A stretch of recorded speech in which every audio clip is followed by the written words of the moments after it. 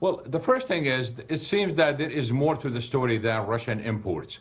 And the reason why, because the EU imports significant amount of natural gas and LNG from Russia. No one said anything. Turkey imports significant amount of oil from Russia, and Turkish exports of petroleum products to Europe is higher than that of India. And no one is saying anything about Turkey. The United States imports from Russia in the first 5 months of the year, this year, went up by 23%. No one is saying anything about it. The U.S. still import enriched uranium from Russia. No one is saying anything about it. Today, we have tankers arriving from Venezuela, delivering oil to the United States despite the sanctions. So it seems that there is more to the story than just Russian oil. Well, Anas, the reality is India is the second largest buyer of Russian crude oil globally, behind China. That's a fact we can't deny. Correct, but if you look at Navarro's arguments, for example, he's saying that India refiners are making a lot of money by importing significant amount and exporting significant amount, and this argument is false. And the reason why it is false, because if you look at Indian petroleum exports, petroleum products exports before the Russian invasion of Ukraine, and now it's virtually the same. So the idea that they are importing to export is not correct. Well, Anas, what you're saying is, what you're saying is India is not a backdoor. That's the U.S. argument right now. Correct. It's not. In fact, what we've seen since the Russian invasion is the fact that we have change in direction of trade. That's it.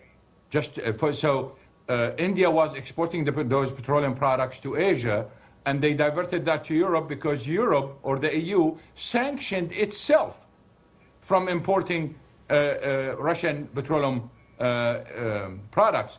So India basically is compensating for that, while the Asian market is supplied by the new refineries in the Middle East, in Kuwait, UAE, and Oman. So the idea here is, I seriously think that there is more to the story than just Russian oil. The last thing is, we know that President Trump does not want high oil prices.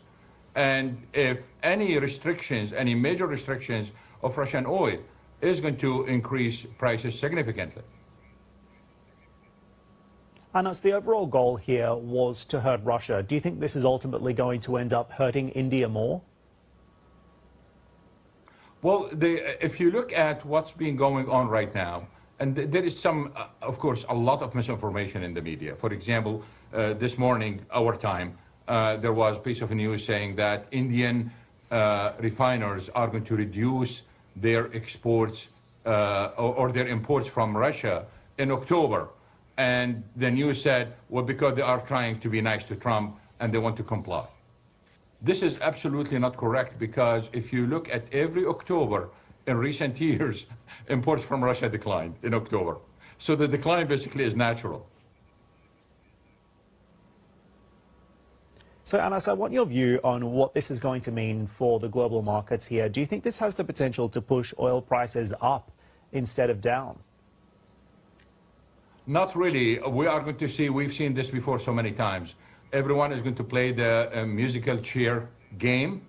The only difference between an actual musical chairs game and this game is that in this game there is chair for everyone. So it's not going to be a big deal. There will be confusion in the first few days. Always when we've seen those sanctions, there will be confusion for a few days and then everything settled after that. But this could also have significant consequences for companies in India exposed to this tariff threat as well, at a secondary effect, right? I'm talking about the likes of Reliance, Nayara, the state-owned refineries as well. Your take on that? Well, I think the bigger issue are everything non-oil, because the U.S. is importing most of the stuff they import from India. For example, 40% of generic drugs in the United States are imported from India. So other companies, the outside the oil sector, are going to be hurt more than the oil sector. Outside of the oil sector. Okay, so if you were looking at these companies, perhaps sizing up an investment, you wouldn't be too concerned? Well, we've seen this several times in the past. What we are going to see is we will see transshipment through other countries. We are going to see some companies basically moving some assembly lines outside India if this is going to last. So we've seen this so many times. I'm going to give you a quick example here. Historically speaking, China was the largest partner, trading partner of the United States. Right now, it's no longer China, it's Mexico. And why is Mexico? Because China moved its factories to Mexico. And that's why Mexico became the largest trading partner. But in reality, if you look at the numbers, China is still the largest trading partner of the United States. So we are going to see the same patterns if those tariffs are going to persist.